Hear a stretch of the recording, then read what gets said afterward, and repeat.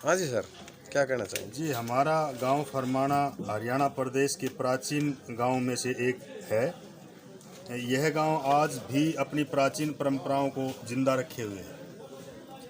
वर्तमान पीढ़ी की ये जिम्मेदारी बनती है कि वो आने वाली पीढ़ियों को गांव की गौरवशाली परंपराओं से अवगत कराएं।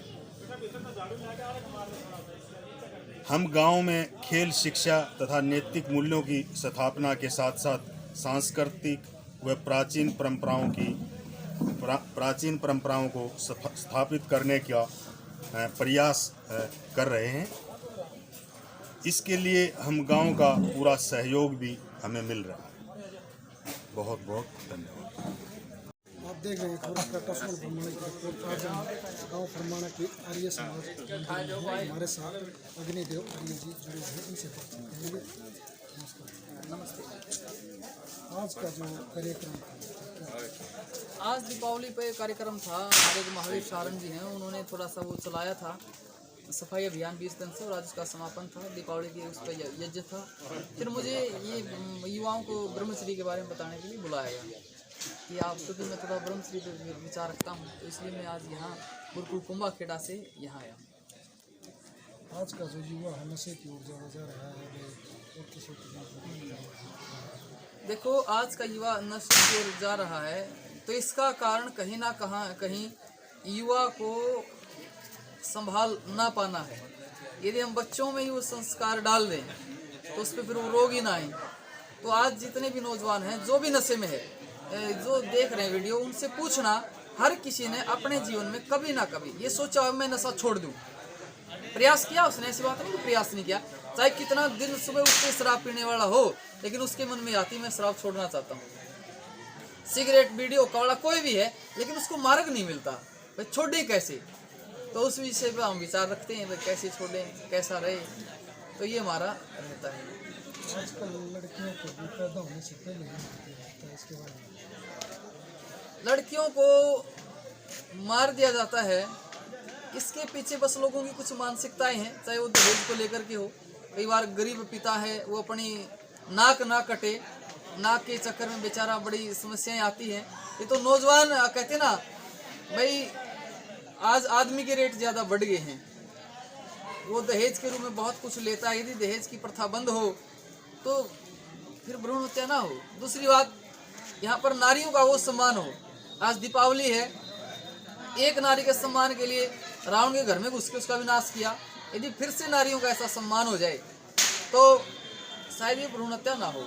आज हम बहन के साथ जा रहे हैं, 2-4 बदमाश उसको देखते हैं, अब क्या करें, हम देख रहे हैं।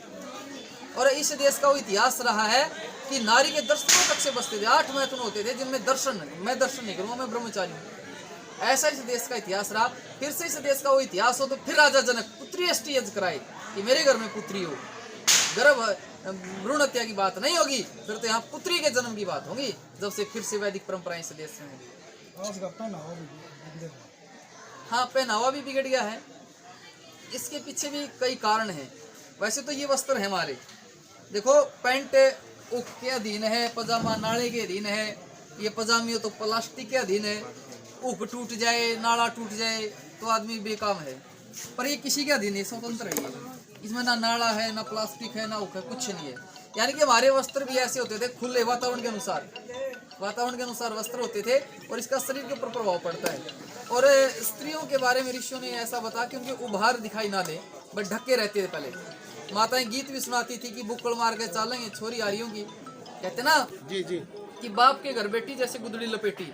बाप के घर में बेटी को ज़्यादा फैशन नहीं करना चाहिए। विवाह के बाद श्रृंगार होता है, लेकिन आजकल हमारी बहनें विवाह से पहले इतने ज़्यादा फैशन करती हैं। आपका श्रृंगार आभूषणों से नहीं, आपका श्रृंगार आपके चरित्र से हो, आपके गुणों से हो, आपके संस्कारों से हो। ये बाहरी दिखावे से आपके श्रृंगार की जरूरत नहीं है। बालों में पता नहीं कितने तरह का तेल लगाते हैं, क्या क्या लगाते हैं। भाई आपके चेहरे पे, आपके बालों में वैसी चमक होनी चाहिए। तो ऐसा ही सब चीज़ें कहीं ना कहीं हमारी जो विद्या है, ऋषियों की विद्या, वेदों की विद्या, अब उसका पठन पाठन कम होने के कारण ये सब चीज़ें घुसती जा रही हैं।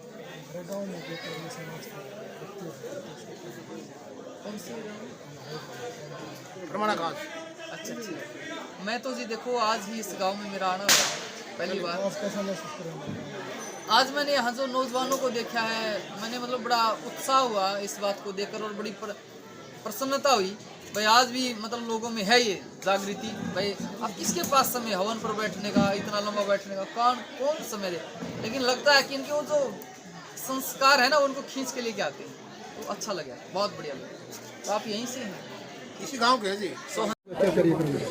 आज का जो कार्यक्रम था जी आर्य समाज फरमाना के अंदर, पहले तो हमने यज्ञ किया है, दीपावली के शुभ अवसर पर यज्ञ किया है और दीपावली मिलन समारोह, और उसके बाद हमने 20 तारीख से महावीर जियों ने सफाई अभियान गांव फरमाना में चला हुआ है, उसका भी समापन समारोह आज किया है। आगे की क्या रणनीति रहेगी? आगे की रणनीति ये रहेगी कि जो बचा हुआ अगर कोई भी अभी कोई स्थान रह गया हो तो उसके हम निरंतर प्रयास करेंगे कि सफाई का अभियान चलता रहे, और गांव में हर घर जा कर के हम सबको प्रार्थना करते हैं कि हर घर में जा कर के कि आप सफाई का विशेष ध्यान रखें, जो भी कूड़ा करकट होता है उसको डस्टबिन में डालें, और फिर उसको जो जहाँ भी कूड़े करकट की विशेष कोई व्यवस्था बनाई हुई है पंचायत के द्वारा, वहाँ जाके आप उस कूड़े को डालें। बीमारी से बचने के लिए तो हमने इस अभियान को आगे बढ़ाया है ताकि बीमारियां, मलेरिया, डेंगू और ऐसी घातक बीमारियां जो मच्छरों से पैदा होती हैं वो ना पनपें, और सफाई अभियान का मुख्य उद्देश्य यही था।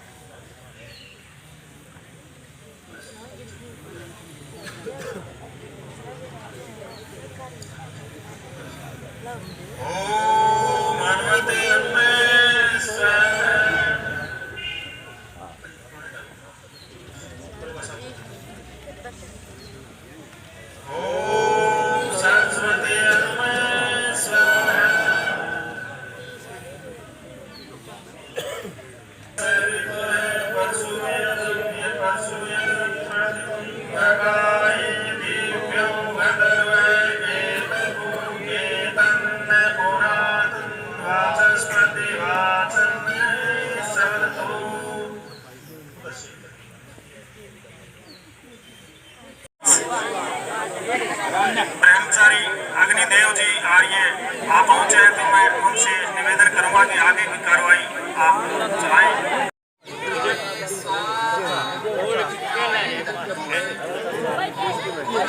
स्वाहा